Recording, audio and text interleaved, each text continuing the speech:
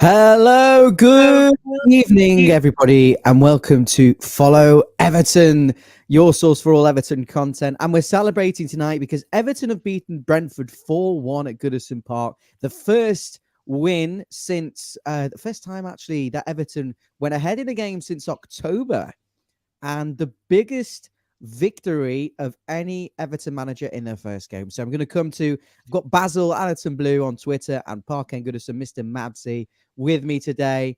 How are you, David? How are you, Andy? You okay? Much better, thanks. No, can't hear you, Mabsy. That's not happening. Can't hear at all. 2 seconds. Okay. David, just while Mabsy sorts out his headset, I think he's got the fake AirPods in, not the real ones. Really, really positive coming out of the ground, a great result and a convincing result, and one that resembled some sort of plan today.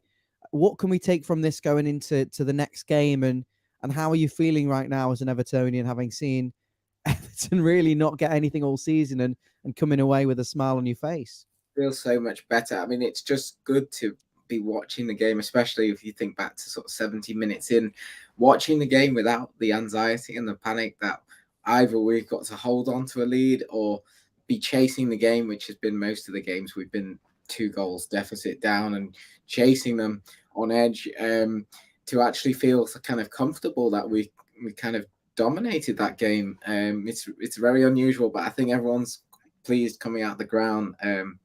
And what makes it better is we play Premier League opposition, so it's not like a false account of what we're doing. We didn't play Championship or League One opposition, which could have given us false hope. Mabsy, good game. There's a lot to take from the game, and we'll get to a lot of analysis and reaction. But first and foremost, refreshing to see Everton dominating a game, and really we never looked like losing. I never really felt like Brentford had a sniff. We were in control throughout. You know what, right? We went to Brentford, right? We watched that game and we did dominate them. Everyone said, we were the dominant team against Brentford. We just didn't have that quality, or I don't know, was it desire or something? We were missing that something to get to win because of that gobshite. He should have got that game. Sorry to bring that back up, but yeah, this time we had the determination, we had the strength, and we outclassed them from start to finish. They dominated that game. Did you ever feel like that? Brentford were ever going to get back into it, or you got the excitement really there, haven't you? And you just felt Everton were in total control. They were cruising really most of the game. Yeah, we were absolutely. I think there's a scary moment when they get that penalty. That 5 minutes of a little bit of more pressure they were putting on us, but they dropped the gear again, and we just took them. Mabsy, the headset. What's going on there? I know what, Brian. All right, I've got me. Can't find me on the headset, so just has to go with it. Maybe you need to make a little investment for the channel so we can hear you without hearing to cellophane. What is it, sellotape? Yeah, sellotape. We'll let you off tonight. We'll let you off for this video, but we need to make an investment. Listen, I think a lot of fans are welcome to Follow Everton. If you're new here, make sure you like and subscribe the video. We're an Everton fan channel. And we're all delighted tonight. We're going to analyze the game. We're going to review the game. We want your raw comments. I'm going to come straight to some of the really quick reactions from people in the comments, and then we'll have a chat about the game and tactics, formation, and analyze it and do some player ratings. If that's okay with you boys. Yeah. The slow nod from David says, get on with it, Ryan. Jess saying good evening, and Dave's also, I imagine that means good evening in his own way. Up the Toffees from Tommy. Welcome to the stream. Up the fucking Toffees. Will Lewis, what a win. Tuesday's massive. Yeah, absolutely, Lewis. We'll come on to that, I think. Thanks, Lewis. Christian saying amazing what happens when you play positively. Agreed. Feel bad from Kidderminster. Yeah, I mean, that's not quite relevant to the game, but what a shame, really. Mark, the passion Lampard showed was just brilliant. Only Ferguson has shown that much emotion. Tez Tickle saying evening blues. Good to see fans happy. Fantastic, Tez. Paul saying hit the like button. Yes, you should definitely hit the like button, but make sure you subscribe. And he's excited for Tuesday's game against Newcastle. Dave's excited to see a manager playing forward-thinking football. Yeah. And Jeff's giving you a bit of sticky, saying you're the Jack Duffworth of headsets. Coronation. Okay. Keep the comments coming in. Keep the comments coming in. Mabsy, if you are speaking, bring it in a little bit when you're talking, because like you're smoking a cigar. Yeah. Right. So team news. We were all sat in the car on the way to the game. And I'll go to Basil because I was with Basil. He was he said, is Rafa Benitez still in the room? Thinking it would be a 5 at the back. He went for Mikalenko, Seamus Coleman, Ben Godfrey, Mason Holgate, Michael Keane, Jordan Pickford. Midfield, Alan and Andre Gomez, and Damari Gray, Anthony Gordon, and Calvert-Lewin. And you looked at that team and you thought, I really don't think this is actually going to be a 5 at the back. I thought immediately 3-4-3. And it turned out fairly quickly, David, it was easy to recognize, wasn't it, that it was a 3-4-3, and without the ball, we'd drop back to a 5. How surprised were you to see Everton line up with that formation? And was it an interesting experiment, one you'd take forward into other games? I was very surprised, actually, because Frank is notorious for playing 4-2-3-1 or the 4-3-3. So for him to play a 3 in the first game, I mean, maybe he's looking for some sort of continuity, but we switched to Duncan switched to 4-4-2. So I mean, we chop and change the formation all the time. But I mean, what I will give Frank credit, because I think we've tried to play this 3-4-3 or this 5-3-2, whatever, so many times, and it really has failed. But I think you can see that there was distinct roles on the pitch today. You could see that the forward 3 players, you know, Richarlison isn't an out-and-out striker, really. He's not a hold-up striker. So he put Gordon and Gray quite close to him so they could press as a unit and block the central areas. Don't let them play through the middle, which was my fear from seeing the team line up. So he kind of addressed it through different tactical tweaks. And, you know, that by playing those forwards narrow, you've got more space for your wing-backs to kind of provide width, hugging the touchline. It did work. Maybe he's looking at the strength of the squad as well in terms of the centre-backs. I mean, you've got Godfrey and Holgate, which, you know, you kind of look at and think they're not really going to work in a back 4. And they are really well suited to playing on those kind of intermediate right and left channels at the back. So maybe that's what he's thought we'll go with for now. Well, it was Frank Lampard's first game in charge of Everton, and the team was, for some, a little disappointing on paper, but actually in practice, you got Mason Holgate on the right-hand side of a 3 at defence, and Ben Godfrey on the left of the 3, and Michael Keane in the middle. And that, for me, if you're going to have a 3-4-3, they are ideal players. You know, they've played full-back, they're comfortable in those areas, and it made sense. And in the midfield, then Coleman and Mikalenko make up the numbers, and it allowed Everton to be able to outnumber Brentford in any area of the pitch. Allowed them to play out, allowed them to go long, allowed them to press, allowed them to have the numbers back. And it was the perfect balance for me. And yes, it's a risky formation, but without the ball, it became a 5. We'll talk more about that in a moment, and how Everton probably were at the weakest during the turnovers. And when they were trying to reorganize and get back into a 5, they were probably a little bit vulnerable. But the formation, the personnel, Mabsy, one eye on Tuesday in mind, but there was enough strength there, wasn't there, in the lineup to see that Everton would comfortably beat Brentford? Yeah, I think he's played the strongest team that he had available to him. Obviously, you know, El Ghazi, Van der Beek and Delhi, you know, are all cut side, so they couldn't have played anyway. But so, you know, Calvert-Lewin was out. So yeah, I do honestly think he's played the strongest team. You know, he's taken this cup seriously at last. You know what we need, the manager to take some stuff seriously. Well, I agree, Mabsy, and also coming back into that team, hopefully for Tuesday, Calvert-Lewin hopefully will be fit at least for the bench. And you've got Donny van der Beek to come in there, and Dele Alli, and I think the link up between Dele Alli and Calvert-Lewin is going to be really exciting Really, really exciting. So it's going to be really interesting to see what he does on Tuesday. He doesn't need to do an awful lot for me. He could stick with that. The only slight worry, maybe in terms of the formation, Yerry Mina not so comfortable coming over to the right back area, but he was still very solid today and did everything he was asked of him. Now, so we talked about the team news. We talked about the formation. Very Everton out the blocks, gave Frank Lampard a really fantastic reception, and you'd expect nothing less, would you, Mabsy, from the Everton faithful, despite it being Super Frank that knocked Everton fans apart in 2009, me included, watching on ITV. But he's got a lot of making up to do, and if he continues like that, he'll make up for it in the long term, I'm sure. At the end of the day, you know, the choices were inspiring, let's be honest, but you know, he was what the fans wanted. You know, I think Pierre would have been given the reception had he got the job, but you know, everyone was just relieved it was Frank.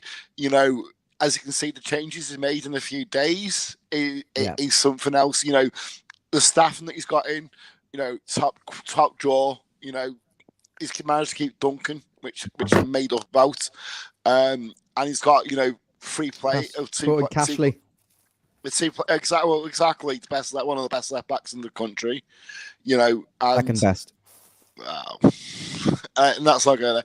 But you know, as well, he's got, you know, the two signings that we've got over the line. So it was all positive. There was no negative for him to come. There's no. You know, every player's come here and, you know, beating us or whatever. You know what I mean? It's nothing new, that, really. Let's be honest. But you know, there's no connections to that club, and you know what? He's saying the right things. His interview was fantastic, I thought. So I didn't see any reason as to why he wouldn't get a good reception. But yes, the Goodison that grew out and let us down, like. Everton, I think, gave Frank Lampard a superb reception, and immediately I think he displayed more passion and enthusiasm for Everton than his predecessors ever did. I'm completely honest with you. I don't think Rafa Benitez ever celebrated a goal. He looked completely disinterested. It was just a job in an office for him. He wasn't asked. Let's be frank. Really, it was just a job for the boys, wasn't it? Terrible. So really happy with. Interesting formation. I wouldn't say happy initially, but it was proven quickly that Everton were quite comfortable in that. A couple of iffy moments, but a real determination to play out from the back, to use the number sixes, and this is something we talked about in previous videos, allowing the ball to go into midfield finally, and to pop it off into the fullback and into midfield further up and into strikers. It felt like there was a balance. It felt like there was a plan. There was always a pass on. It never felt like they were, you know, unable to play through the lines and play through the midfield. And the problem before was the static 4-4-2 was like Sabutio, you know, when no one moves off their position, and the only way of scoring a goal is a little bit of brilliance on the wing. And it felt now like there was a proper structure in place. Now, whether we do the 3-4-3 moving forward, I'm not so sure that'll work in the long term, especially with the likes of Dele Alli, Calvert-Lewin and Van der Beek, who I imagine all three will be starters week in, week out.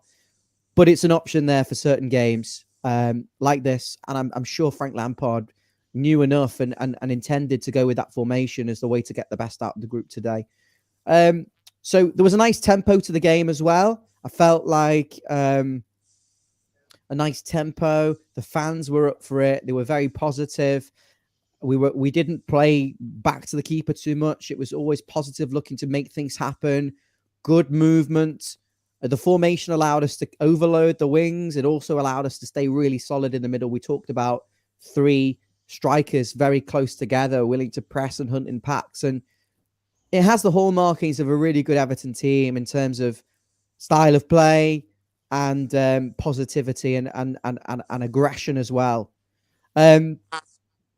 Obviously, we got an early goal, didn't we? And Yerry Mina was the enforced substitution. Ben Godfrey's actually left Goodison Park on crutches, unfortunately. That's not good. But Yerry Mina came on, and a fantastic goal from a set piece, David. It looked so easy, really. And I think Damari Gray with a great ball in. Mina on the spot, heads it in. Milks the celebrations as normal, but it's You've got to when you haven't scored a goal Hey, in he can so long. celebrate all he wants as long as it's going for us and not bothered, mate. Nothing to add on that then. So it was good to get the settled down, and obviously then Mina, coming in off the injury, good for his confidence as well. Richarlison after the break, we go in 1-0.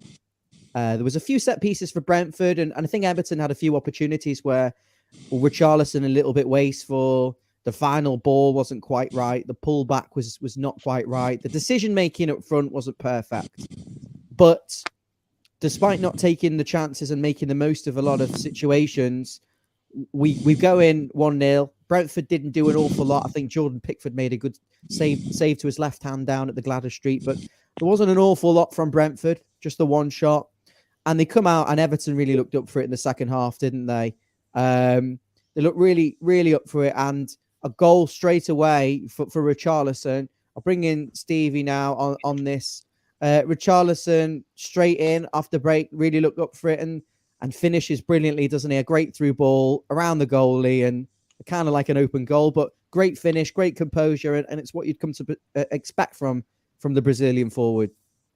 Yeah, back to his best, Ryan. It's great to see Everton hit the net 4 times in this match. I mean, it's almost seems like a stark contrast from the form that we saw. Richarlison's goal was great. The ball through from Allen was superb, and the finish was just great on the right hand side of the goal facing the Gladys Street, and the build up was really quick. I think Richarlison, once he got through on goal, you'd expect him to put it in the net, but with the form that he's had and being in and out of the team and the way we've been playing, you just never know. That could have skied over the bar equally. And it was a big point in the game, going 2-0 up. And, we felt comfortable at that point in the game. But then obviously what happened was, it's unfortunate with the penalty given away. And then we're thinking, oh, no, not again. And you can just sort of see how it could have unfolded from there. But Steve, overall, very, very happy watching it on TV. See, just a quick one on that. Did they go to VAR because on the penalty or not? No, because it wasn't a clear and obvious foul. It wasn't, but it was offside, surely, wasn't it? Sorry, it wasn't a clear and obvious mistake. No, it was onside, clearly onside. Right, okay. Yeah. You touched upon it. I'm just filling around with these layouts. It's quite interesting. David looks the most professional. He looks like he's a Zoom meeting for work. I'm borderline professional with my green screen, but fortunately the way it's cropped isn't so cool. And Mazzy, talk us through that painting behind just before we go back to the game. I'm at my mum's. I'm dog sitting tonight, so okay. Yeah, not my mum's, so it's not mine. It's not a Van Gogh masterpiece, is it? No, just a cheap print. So it's like cheap, just poster, I think. David, I'm really impressed with David. Looks so funny in the low chair. Stevie, you talked about Allen with the through ball for Richarlison. Allen and Gomez in the first half. Mabsy, stop breathing so deeply down the mic. Come on, move it away for a second. The midfield look reborn, Ryan. It's obviously a different perspective when you're behind the goal, but the whole team, they look more compact. They were playing closer together. We were pressing higher. But, Gordon wins the ball back way out in the corner, and, the goals really are just reward for that sort of play. They all look like they want to play for the manager. I'm very excited about this now. I think Lampard was a great decision, but, we just don't know. Let's not wave off too much, Steve. On Allen and Gomez. It's refreshing to see Everton actually play through the lines, play through midfield, take some responsibility instead of. You felt at times before they would just be bodies standing there doing nothing, offering nothing in the build-up and offering nothing going forward, and really just reactionary players. But today, willing to drop in on the two centre halves, pick the ball up, move it forward, and just where we were at in terms of analysing the game. That assist for Richarlison, Allen actually willing to make things happen, and that's what you would have expected from him. But do you think now he's got to kick on and be a linchpin in this team and add goals, add more assists and remain solid? Do you think he can build on that now? I think so. I think they all need to contribute, but obviously, it's a confidence thing. A lot of the players had lacked confidence. The fans were getting anxious. The appointment with Rafa obviously wasn't He right. was still anxious, believe me. There was a lot of heckling and stop playing out from the back and impatience in the park. Well, it's not going to go overnight because it's all based on past experience, and we've all seen it before, especially being dumped out in various different cup competitions. Yeah. But I think Alan did well today. I think Gomez probably had his best game in a while. He started really well. It's good. I mean, it's just really a good start. I mean, I think it was the biggest win for a new manager. Biggest win for manager. Obviously, it's a 2-0 at that point, and Everton in complete cruise control. By the way, if you're new to the channel, hit that subscribe button in that corner here down at the bottom, next to Stevie, just below Stevie. Hit the subscribe button, hit the like button. Make sure you're doing it. There's 34 of you watching live right now, plus whoever's on Twitter. Good evening. Welcome to the stream. We've got loads of comments to get through. Thank you so much. We will come to them towards the end of our initial analysis, so keep them coming in. Just one point, Ryan, before we move on. Have you all seen the interview, the 5-minute interview with Frank? No. Okay, that's why I was a bit late. So basically, I watched the interview. He spoke very well. He was very impressed with Gordon. He was asked about that in particular. Yeah. He was very happy. He was just saying, it's an emotional day, but he said, look, I'm here to bring a reality. I'm here to bring perspective. And he said, look, we've got work to do. We're glad to die, but we're shit. The reality is we're shit. We're good to die. We've got to pick up points, in the league. He's got to turn it around quickly. He's there to bring a reality check. He said that Godfrey's got a hamstring injury, no shit, but it's going to be 2 days before he gets a scan, and then we'll know the extent. He's going to be out for weeks. We don't know how many weeks. In terms of preparations for Tuesday, he's hopeful that Dominic will be ready, but we don't know whether he'll be ready or not. And apparently he wasn't, in the squad. He was sort of training in another area today. Okay. Fab. So that's what he said. That's the gist of the interview. He spoke very well, very happy with everything. So we'll talk he was delighted, emotional, but delighted and also realistic. Something we've just not had. Just never really bought into some of the recent interviews, other than Duncan, who spoke a lot of sense. I just never bought into the managerial. It was like some of our managers over the last few years have been watching a different game. Or just saying absolutely delusional. Saying stock comments, absolutely delusional. Yeah. Ted saying, I've seen the interview. He was made up. I saw little clips of it in the car, and I thought, yeah, fantastic. He looks enthralled by Everton. He looks so happy, delighted with the result. Connection with the fans there. The backroom team looks as good as I've ever seen an Everton backroom team. I just want to stick to the game for now. We'll come back to some of the comments. You mentioned DCL. You mentioned Ben Godfrey's injury. We'll come back to them if that's okay. So 2-0 Everton cruise control. Jordan Pickford makes a bit of a hash and blotting paper of it. Mavsy, what did you talk me through that? You weren't happy with that decision, were you? Well, to be fair, I don't see why he made that challenge in the first place. Bit rash. I thought it was offside. I thought VAR should have had a look at it, but obviously from what Steve said, that there's nothing wrong with it.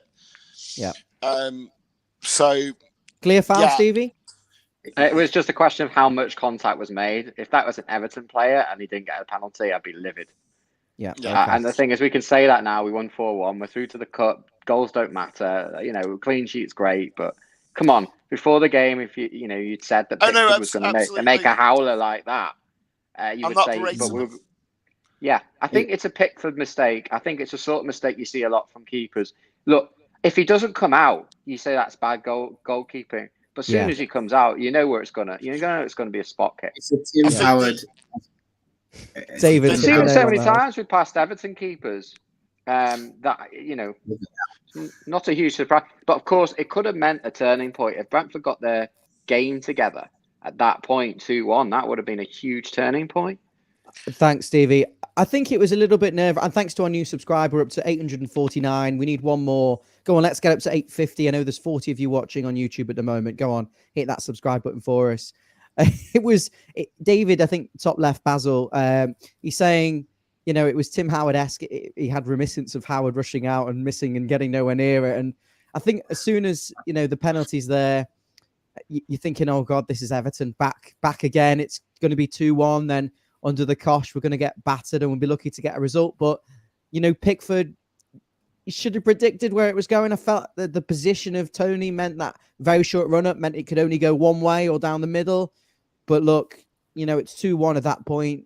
You move on, you regroup quickly, and Everton found some resilience, didn't they, Basil, really quickly. And it was Mason Holgate from another corner. Paul Clement apparently has been working heavily on the corners. And we've also got Ashley Cole in there and Duncan. And you've got a really good backroom team now. It looked like defensively, the zonal marking worked. They were all on their tiptoes, all ready to attack the ball, which they weren't under Everton. They were too busy. Under Rafa, they were too busy worrying about marking. And, they just weren't focused on what they needed to do. They were all on their feet, all on their toes, ready to attack the ball brilliantly. And it transcended at the other side of the pitch. Again, I think Yerry Mina winning the header and Mason Holgate scrambling it in on the line, running to the Gladys Street end. They absolutely loved it. And how good would it have been for Mason Holgate to score and to build some confidence, because he had a good game as well. And also, how good was it for Everton then to just quickly get away from that sort of comeback chance and show some resilience? Well, Brentford were just showing a little bit more urgency at that point. They just had a sort of 5-10 minute spell where they come into the game. Overall, I really didn't think Brentford in that first half. They didn't really look to me like a side coming to Goodison thinking they were ever going to win that game under the pressure of Frank coming in with the new impetus of the new boss. They just looked devoid of any kind of ideas. Nothing really worked. The corners were wide, but they were starting to pick up the pace at that point, and they did. You were thinking, is this Everton? Is this the Everton that will crumble? And I think we did look our best when we were in possession actually today, rather than when they had the ball and they had that spell. We looked a little bit shaky, and it won't be. We can't fix everything overnight, but they obviously know what the problems are, and one of the biggest problems has been the lack of set piece goals and too many conceded set piece goals, and that's a huge amount of your goals, both for and against. That you can start to address that. And we scored 2 today, didn't you? We scored definitely two goals from set piece. 2 goals from set piece and conceded a set piece. Unfortunately, the corner, but not the corner. I'm too used to saying from the corner every week, 8-9 times this season already. But Dave, thanks so much. So it's 3-1 Everton. Everyone's calm. The fans around me are still not happy about the playing around the back, but it allowed Brentford, it allowed us to play through the lines quite easily, really. Brentford would push on. We'd have a trigger pass into the number 6, and we looked like scoring more. And you felt at that point it was only going to go one way. Everton were in total control. The subs, though, Anthony Gordon, who was brilliant, came off for Townsend. Mikolenko, who was a bit hit and miss, came on for John Joe.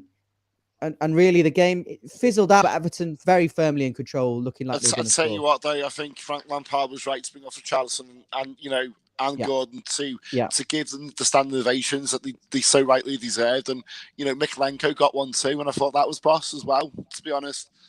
Look, the players they want to prove a point, don't they? I mean, even the likes of Tosin and Iwobi, they came on and they made the goal for Townsend as the 3 of them.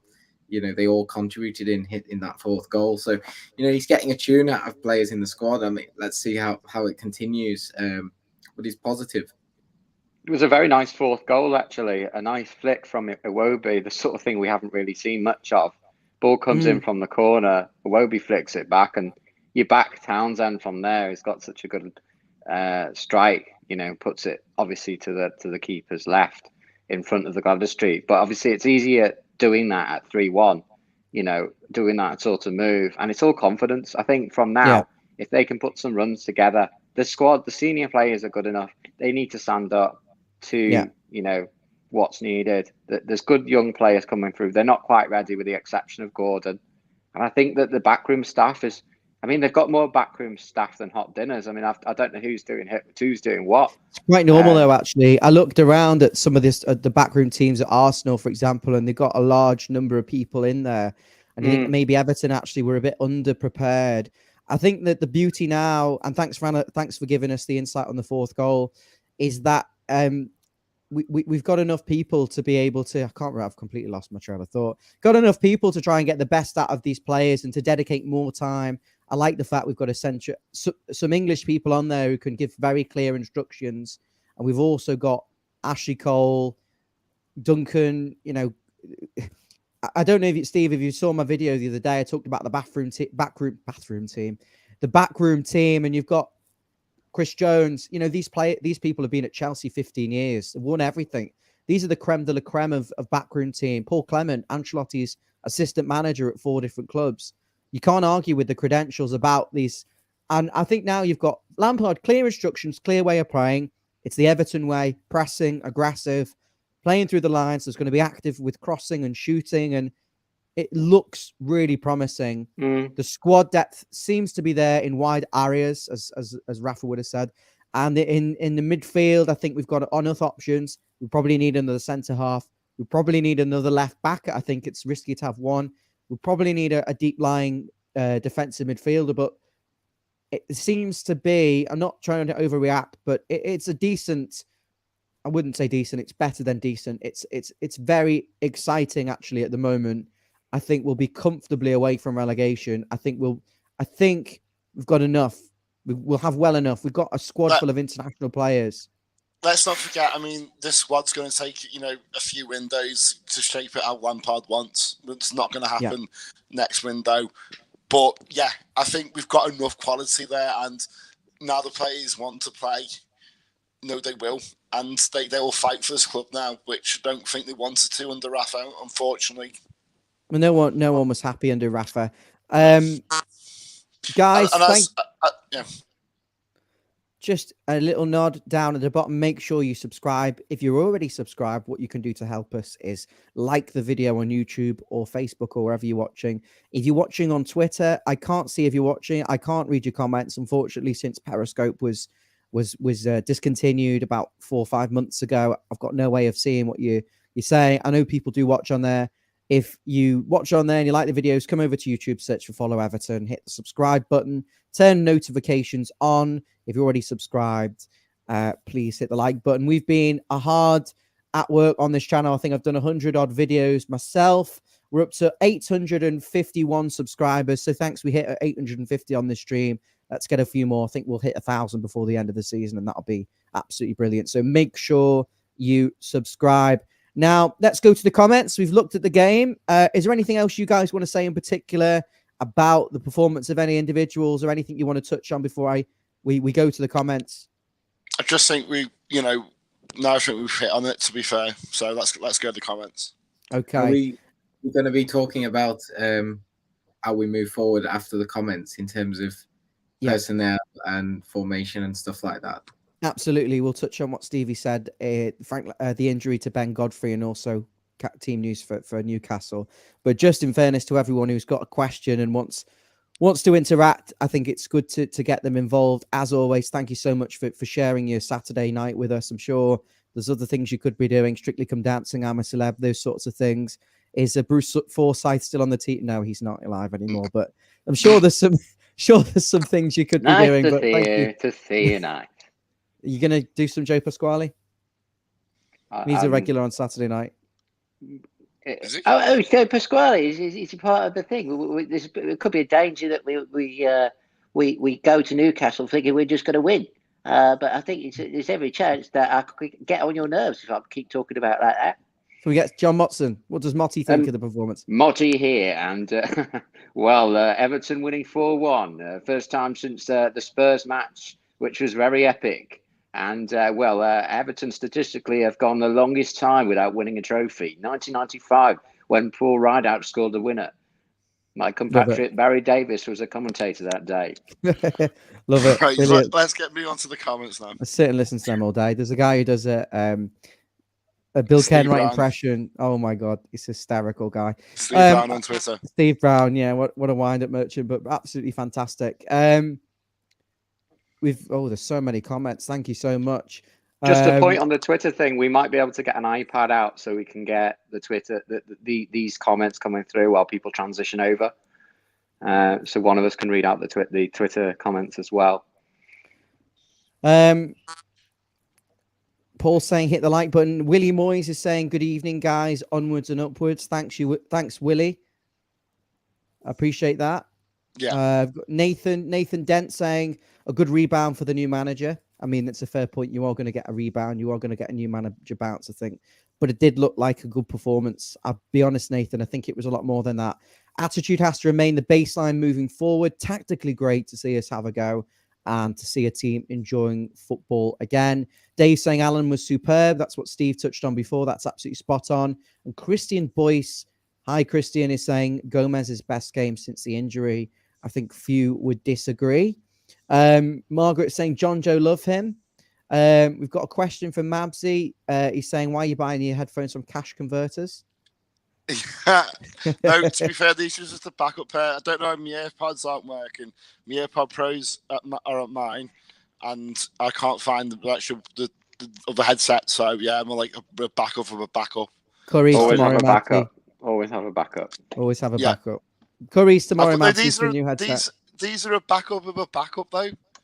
So I don't know where they're the John Joe Kenny of the headsets. Yeah, pretty much.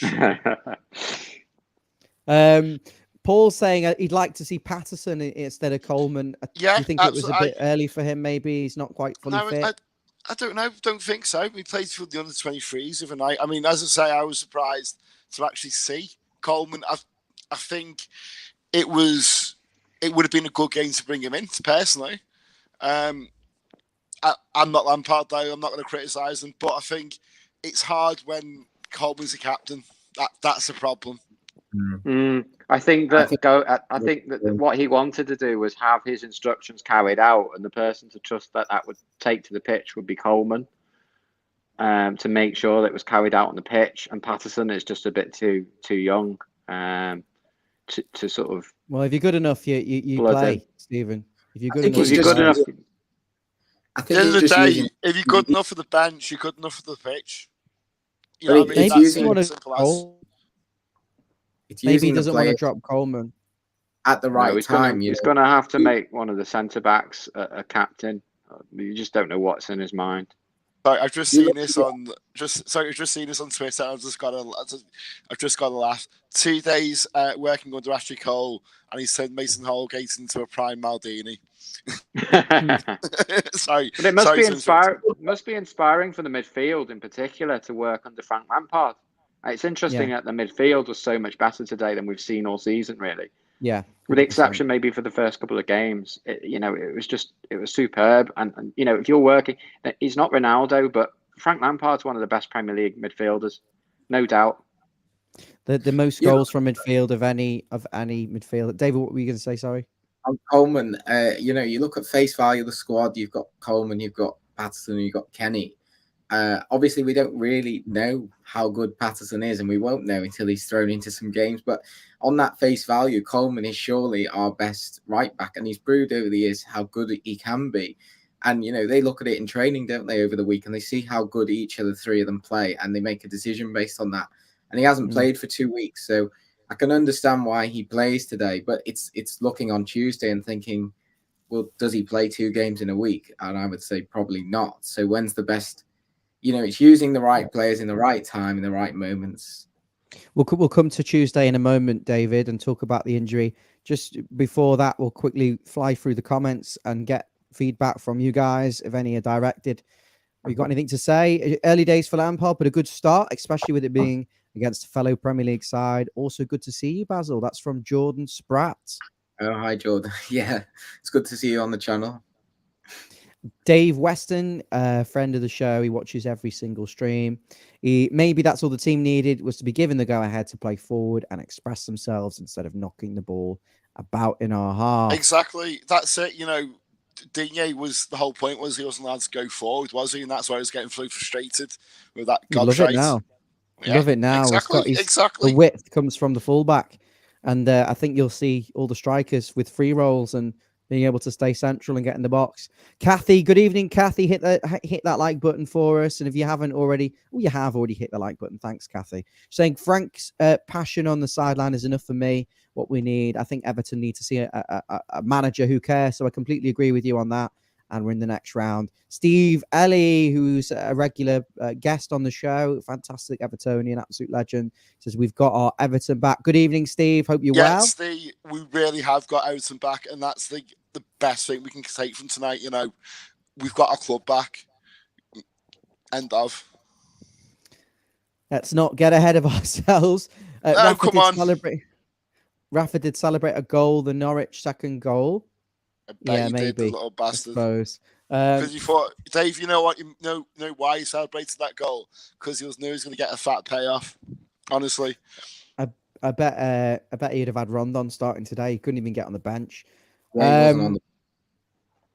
Probably didn't get a chance to work with him, and he's gone with the players. He's been able to get his message across in the week who haven't been away on international duty.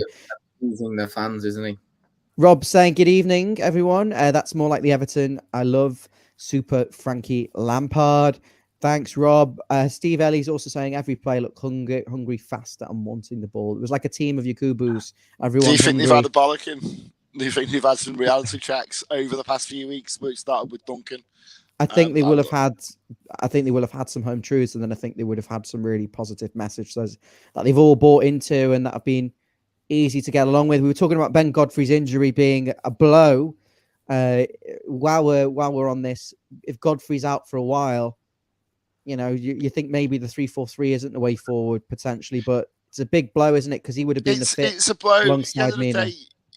He's a good player, Steve. I disagree with that one saying he's shite, but I think he's not been the same since the COVID. Hopefully, he's starting to recover, but now he's just got a hamstring. So I do feel sorry for him, and you know he's an important part of the squad. So, what, David? Why is he pulling his hamstring in the middle after 15 minutes? Yeah, I can't work that out. Not good, is it? Really not good.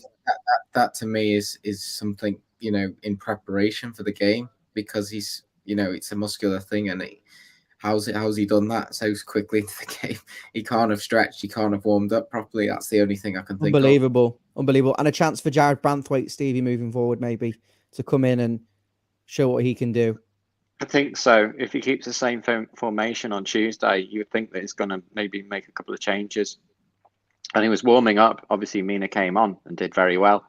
And I think Mina will continue in the side. But with us having a few games in fairly quick succession, he's going to have to rotate a little bit.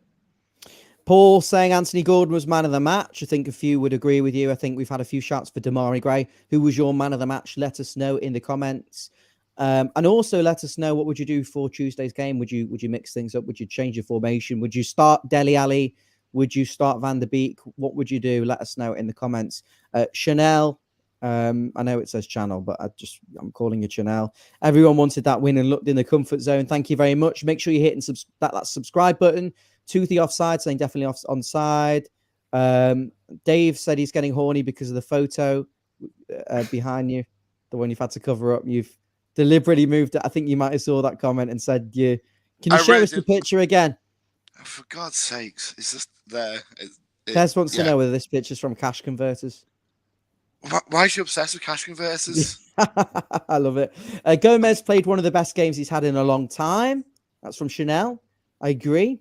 Thanks, Channel. Sean, good evening, Sean. He's saying big game on Tuesday. The players need to enjoy playing football and take on what Frankie wants them to do. He also goes on to say it was refreshing to see an honest manager and watch him celebrate with the fans when we score. I agree, rather than some fat businessman stood there doing absolutely nothing and putting his hand on his head and, honest to God, doesn't give a message. Did Dunk come out though? Does anyone know? Didn't see him. Ferguson was on the coaching bench. He was a couple of seats behind. No, but did he come out though? Like, because I didn't see him come out. Remember, he can't take the limelight now, but he was there in his typical. The others did. Sense. Chris Jones, Joe Edwards popped their head out, and the first team coach Paul Clement was up in a seat. The set piece goal actually that Everton scored at 3-1. Paul Clement was actually next to Lampard on the floor, Bielsa style, kind of like praying it was going in, and it was always looked like it was going in. It was like they knew exactly what they were doing. But yeah, Duncan, as Stevie says, a couple of rows before. Let's move on swiftly from that because we will sit and talk about Duncan Ferguson again, and I'm sure we've talked about Duncan Ferguson more times than we've asked what we want for dinner tonight. Sean Dovey saying this game was more important for the players' confidence in the next game. We have a good cup run. We want to win it, Sean. Premier League is more important. I agree with Sean. I tell you what, though, it does give us a good stead in going to Newcastle. On the result of a recent win. That Tuesday game is important now because we've got the momentum. Newcastle haven't played, so they've just sat back and watched, haven't they? This game because they haven't been able to. They were knocked out. So we have the momentum. Momentum is on our side now, surely to God. Tez saying hit the like button. Thank you, Tez. Make sure you do that. Hit the like button, hit the subscribe button if you're new to the channel. There's still 41 people watching, plus whoever's on Twitter. Thanks very much. Channel saying Pickford looked a bit shaky when he misjudged the ball into Tony. I agree. Clark. You know what, though? Sorry, just to what I was going to come back onto about Pickford is, Pickford's that penalty, okay, was a mistake, right? Usually Pickford makes a mistake and that's his head drop. He didn't today. He just got on with it, accepted it as a mistake, and then just moved on. We've got to cut out individual errors. That was something we saw under Rafa Benitez. There's no room for that in a winning team.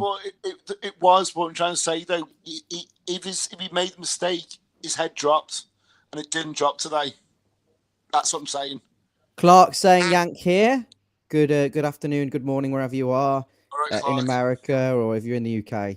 Then good evening. Is there a chance Pulisic, the LeBron of soccer, will work with Lampard again? Pulisic, David, maybe? He's not really playing week in, week out at Chelsea. He's not. They bought him for a lot of money, if I'm right. I think he was 45, 50 million. I don't know if they'd be willing to just let him go. And I don't think we've really got the money for another winger at the moment. Lampard's obviously going to look to bring in some of his former players. Most managers do that. So if there's an opportunity for someone who's surplus, then you could see it. Kathy saying, so guys, what do you think? Do you expect Dele and Donny to play? Stevie, would you expect them both to play? She makes a good point here. I think he might put Donny in on Tuesday. It depends. I mean, I think Dele will probably be on the bench if he's fit. I can't see him blooding him straight away. He's been so out of action. And I think it also says a lot almost to undermine some of the other players to put him straight in. But at the end of the day, I know we've not paid it. He's a big money transfer and he's going to have to play fairly soon to justify the fees. But we know that we don't need to rush because on today's evidence, the players are there. They just need to keep performing consistently and they need to build confidence. And if we do that, then there's no reason why we have to put these new players in straight away because they've barely trained. They've signed and they're on board, but we don't need to rush them like we probably thought we did about 4 days ago. Going back 2 weeks, we would have said, put Duncan in charge till the end of the season and just steady the ship. Now it's more like we've experienced a bit what it's like to have Lampard there. He's clearly very passionate. He knows what he's doing. Whatever selection he puts out, I've put full trust in him now. I didn't feel like I could trust previous judgments that were made and the way the squad was being moved around. And I think everyone's head was dropping.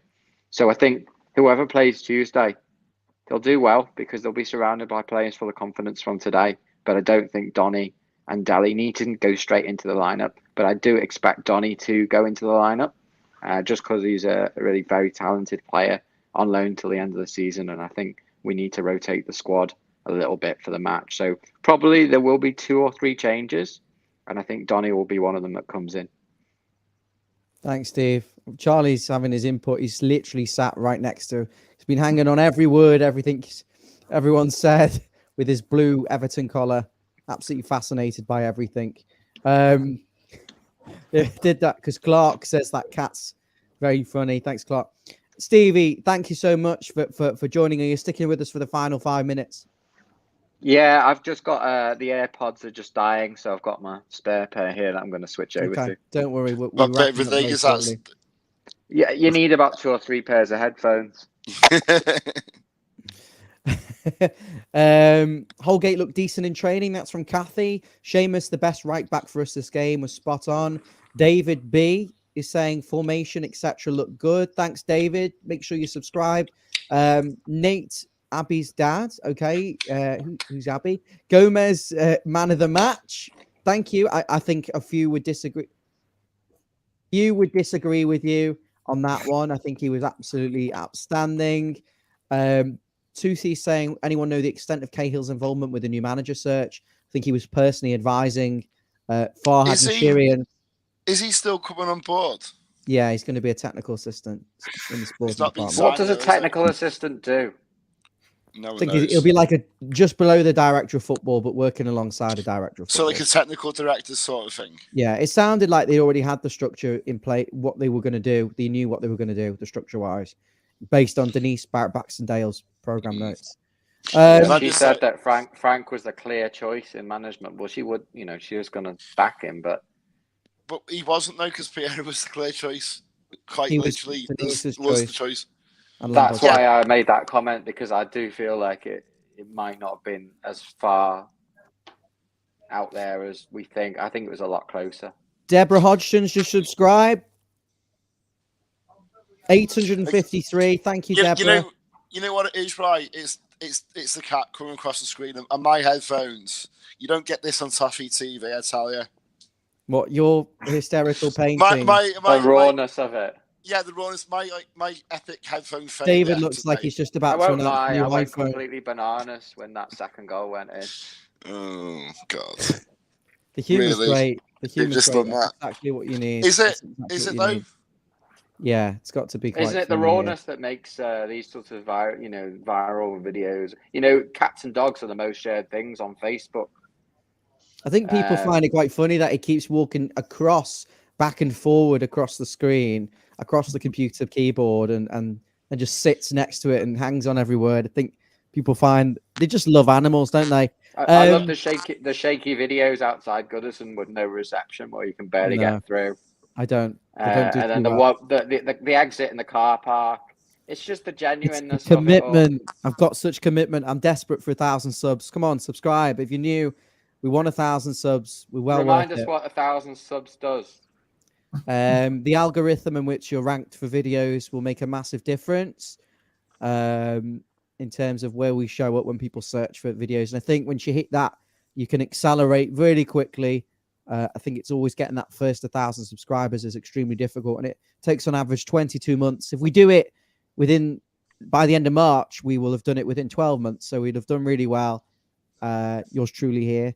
And then I think things can accelerate on an upward spiral. I'm getting some T-shirts printed with the logo on by someone in Garston's doing it. So you're all going to get one sent out, and I'll get some printed out for a few of our friends like Mark Spurrier and Dave West. And I think people who've been watching every single video, it'd be great to give them a Follow Everton T-shirt. They'll probably go straight in the bin. If you're the 1,000, we'll sign it as well. Subscriber, you also get a curly whirly sent second class post. and a chomp. Wow. We're just looking at Mark saying I'll rest a few from today. Tired legs. I agree. I think on Tuesday we'll talk about. We'll talk about the fans' tired legs. Everyone's tired of watching. Jeff Brellisford saying Watford and Burnley finished goalless. Best result for us. Was that a Premier League game? Yeah, was it? That was the only Premier League game, so that is actually quite good, isn't it? Again, Burnley. I think it was. Yeah, Premier League, that was. I'm going to say something optimistic here, and I don't think we'll be anywhere near them in a few weeks' time. And I don't think we'll be even thinking about it. You know what, though, right? As soon as Frank Lampard scored, I put a bet on. £2, only £2. 200 to one shot, so it's worth a shot. Everton to finish in the top half of the table and to win the FA Cup. I think they could finish in the top half. I don't think they'll win the FA Cup. Why not? He might have scored in training, Mabsy, but I'm not sure if he scored for Everton. Let's dream big. Are you going on Tuesday? Are you going on Tuesday? No. So I'm working, but also it's way too high that away end for me. Look, it's like the top balcony times a million. Yeah. And you're so far, so steep. And you're so far away from the actual. You can't. They're like dots. The players are like dots anyway, so it's pointless, really. Yeah, I think it's going to be a cut. We'll come on to that before we wrap things up. Steeper than Rodriguez's wage. Supporters and players got to accept that there's 11 players on the pitch. We need a quality squad. We need, if all the players buy into Frank's experience, things could take off. It was a good all-round performance. and we need players off the bench who can make a difference. Thanks, Stu. Completely agree. Dave said Ryan shapes shifted. Kathy doesn't agree with your Pickford comments, by the way. Jeff was excited not to see Rondon in the squad. Won't we all, Jeff? New era. Hopefully he doesn't get anywhere near the squad again. Kathy's asking when the Newcastle and Leicester games at Goodison will be, Mabs. No one knows. And this is ridiculous because there's Burnley away as well to be rearranged.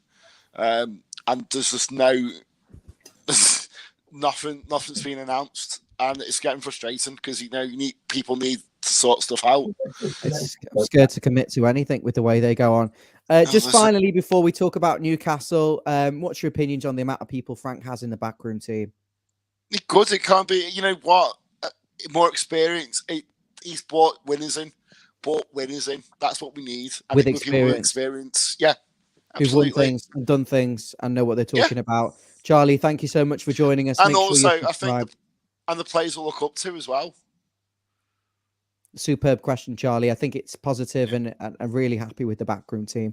Now, just before we wrap things up, we've got to be done before the 60-minute mark. So that's 3.5 minutes. If you haven't already subscribed to us, please hit that subscribe button. And if you're already subscribed, wherever you're watching, Facebook or YouTube, make sure you hit the like button. We appreciate it and love your support. Now, before we wrap things up, Basil, Newcastle on Tuesday. Big fixture for Everton in the relegation battle. Do Everton make changes? Do they go into this game and bring in the new signings? Or do you think they stick to what they know and go with this 3-4-3 at a really difficult stadium for a team with new hope, new motivation, and that's the Newcastle team? I think we have to be really careful. I mean, it's impossible to predict what Frank's going to do, whether he sit with 3-4-3 or switch to a back four.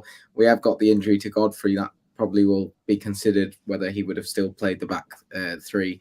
But we are going away rather than home, so we're going to have the Newcastle crowd, really supporting them. They've just signed like 5 players, so the atmosphere is going to be kind of completely against us, and we're going to try and play out the back. So he's going to have to rethink this because we did have frailties today when we sometimes try to play out the back. And I think, if we have someone like Calvert-Lewin comes back in, I think that changes the dimension of how we can play in terms of mixing up between possession-based football and a direct ball.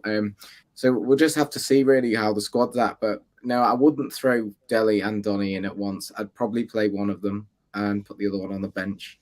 What I would say about the Newcastle game, just sorry to interrupt, is that, these new players, they signed like 5 new players and they're probably going to chuck them all in and they're not going to gel. So that's going to be the advantage to us, let's be honest. Yeah, they're going to have a new system. We've got new signings. We've got Calvert-Lewin hopefully coming back, Dele Alli and Van der Beek in the mix. Obviously, we're still without Decore. Godfrey won't be available by the looks of things. I think we've got enough players, certainly enough wingers, enough strikers, enough in central defence, enough right backs. It's just, I think, getting them all together, even though we've got Decore and Godfrey out, I think we can cover those injuries. Newcastle are going to make it really difficult. They've got new signings. I think Mabsy hit the nail on the head in terms of gelling and a difficult atmosphere. Steve, 3-4-3 allows you to have more players between the lines. I think Frank Lampard likes that, allows us to always play through. But do you think, particularly today when we lost the ball and we tried to get back to the 5 at the back, it's quite difficult. I think we looked a little bit vulnerable when we were a 3. We'd lose the ball and then we had to become a 5 fairly quickly. Do you think we need to be cautious of that against Newcastle, away from home, quick transitions, quick counterattacks? And would you like to see Everton go and play on the front foot with an attacking formation? I'd like to see us play on the front foot, conscious that we're coming up to the 60-minute mark. I think that they'll be looking at this game against Everton thinking, God, we've met them at the wrong time. And you've got to look at it from their point of view. I think it's going to be a cracking game, and I'm sure we'll preview it on Follow Everton. Thank you. We will do. All the best now. Thank you for watching. Make sure you like and subscribe. We're going to get this gone within 60 minutes. Thank you.